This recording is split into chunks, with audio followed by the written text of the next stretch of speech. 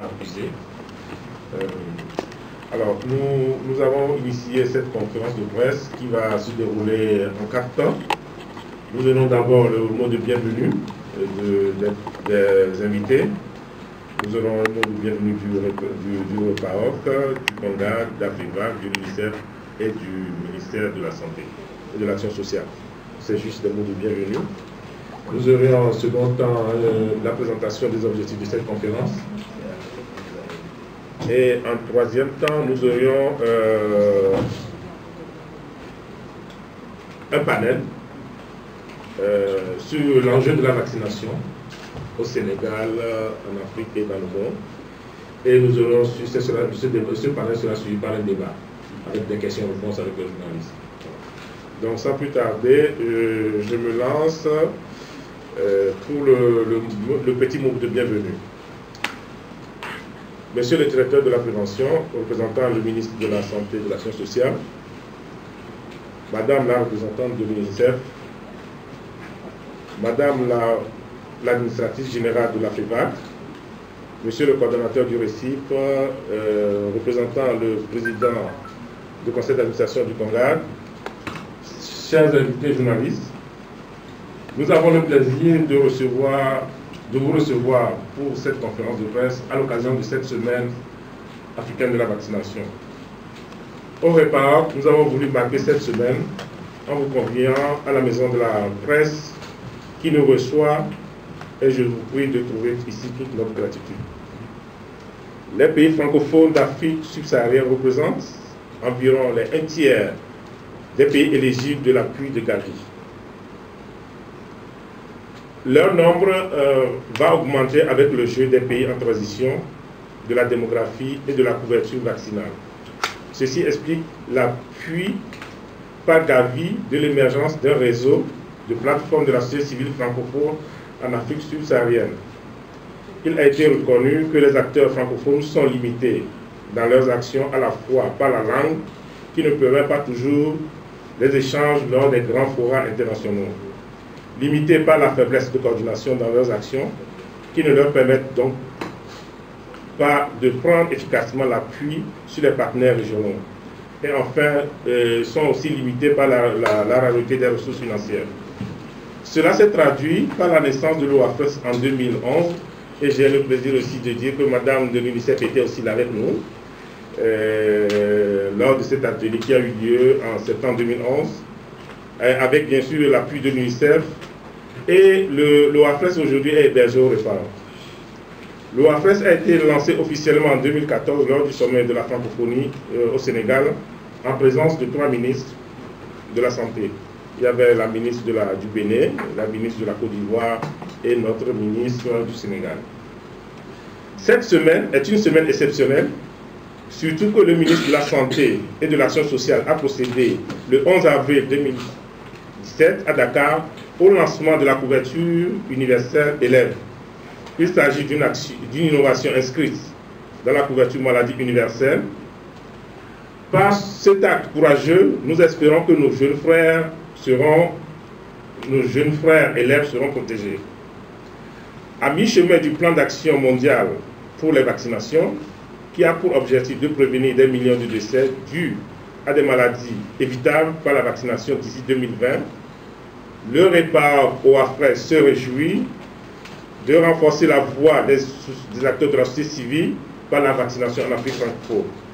Nous osons espérer que cette première conférence de presse va s'inscrire dans le temps et que périodiquement nous nous retrouvions pour rendre compte aux médias de nos actions en matière de la vaccination et l'état de la santé de nos populations en général.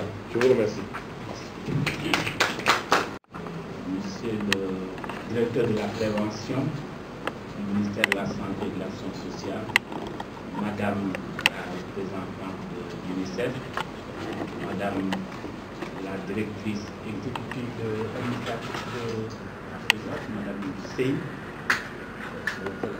Monsieur le coordonnateur de l'EPAOC, Monsieur le chef du projet de l'OAFES, renforcement du système de santé et de la vaccination en Afrique francophone, Mesdames, Messieurs, le CONGAD, le Conseil des ONG d'appui au développement, à travers son réseau Santé Sida à la population, créé en 1996, vous souhaite la bienvenue. Le RECID est membre fondateur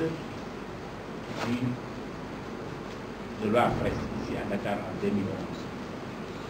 Donc vous mesurez tout l'intérêt et toute l'importance que les organisations de la société civile sénégalaise accordent à cette semaine africaine de la vaccination. Nous sommes un partenaire depuis toujours du ministère de la Santé et de l'Action sociale et surtout dans le cadre des interventions de Gavi au Sénégal. Nous aurons l'occasion d'y revenir lors du panel et donc nous souhaitons en tout cas plein travaux et qu'il y ait une large diffusion des résultats de cette conférence de presse auprès de nos organismes. Je vous remercie. C'est le directeur de la prévention, Madame la directrice exécutive de Afrivac. C'est avec plaisir que je représente l'UNICEF dans ce forum et je trouve que cette invitation fait partie de notre travail habituel avec les organisations de la société civile parce que le mandat de l'UNICEF, c'est atteindre chaque enfant là où il se trouve, peu importe sa condition de pauvreté, sa condition d'éducation, mais aussi sa langue, sa culture. On veut que tout enfant soit atteint avec tout le paquet d'interventions qui lui permettent de vivre et de survivre et de s'épanouir. Nous parlons de la santé, de l'éducation, de l'hygiène et j'en passe. Mais surtout, il faut que chaque enfant soit protégé. Je pense que notre collaboration avec le réseau des ONG va au-delà des ONG qui travaillent dans l'Afrique francophone. Nous, on travaille sur indépendamment des langues. Et il faut aussi rappeler que nous sommes un des membres de l'Alliance Gavi. Donc Gavi, l'Alliance qui finance votre réseau.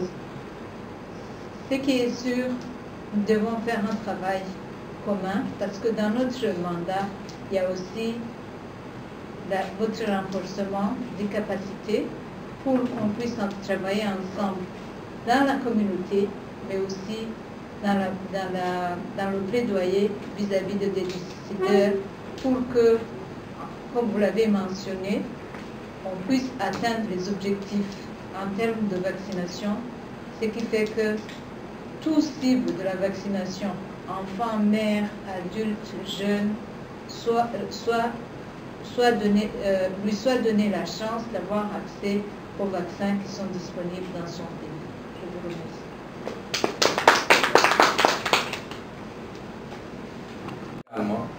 Qui est donc le partenaire privilégié dans le domaine de l'introduction des nouveaux vaccins et des vaccins sous-utilisés, pour ne pas parler des vaccins tout court.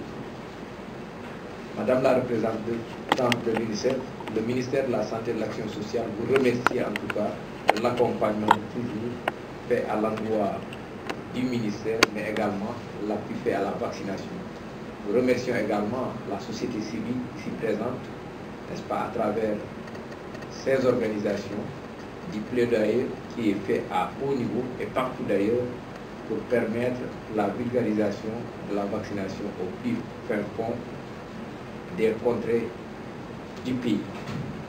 Ce jour, donc, je disais, est un jour heureux pour nous, mais également un jour qui nous donne l'occasion de demander encore une fois à tous les partenaires de se resserrer, mais également d'appuyer le gouvernement du Sénégal dans sa croisade contre les maladies évitables par la vaccination.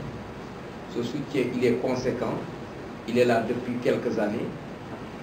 Il doit se renforcer, il doit se consolider, même si peut-être à long terme, le pays aspire à se prendre en charge totalement. Déjà, le gouvernement du Sénégal a consenti beaucoup d'efforts dans le cadre de cette vaccination en dédiant une ligne spéciale à l'achat des vaccins et consommables, laquelle ligne également connue des hausses qui aujourd'hui est de près de 3 milliards 117 millions pour l'achat des vaccins et consommables en faveur de la vaccination. Mais également, dans le cadre de ce cofinancement des nouveaux vaccins et des vaccins sous-utilisés, le gouvernement compte également continuer cette politique d'introduction encore d'autres nouveaux vaccins. C'est ainsi que d'ici la fin de l'année, nous comptons consolider l'introduction du vaccin contre le virus du papillome humain, le HPV, sur l'échelle du territoire national. C'est pour dire que les enjeux des vaccins, de la vaccination tout court, sont énormes et sont pris en compte au plus haut niveau de ce pays. C'est le lieu donc de remercier encore une fois l'ensemble des partenaires qui appuient et soutiennent la vaccination, mais également les organisations de la société civile ici présentes également, qui n'ont ménagé aucun effort pour faire le plaidoyer en faveur de la vaccination dans toutes les conférences nationales ou internationales, en plus de célébrer bien sûr les journées et les semaines dédiées à cet enjeu majeur. C'est le lieu également d'encourager et de féliciter Afribat, qui est une innovation au niveau africain d'ailleurs, pour ne pas dire pionnière, dans le cadre des initiatives majeures au sein des pays, afin de collecter, ou afin en tout cas de faire le plaidoyer pour que les pays mettent plus l'accent sur la prévention et la vaccination en particulier, mais également dans le cadre de la mobilisation de fonds additionnels à travers le partenariat privé et autres. Voilà donc en guise d'introduction ce que je voulais dire, en remerciant d'abord la presse d'avoir répondu à cette invitation et de l'accompagnement, mais également de cette initiative très noble de l'OAFRES et de ses collaborateurs, mais remercier également l'UNICEF d'avoir accompagné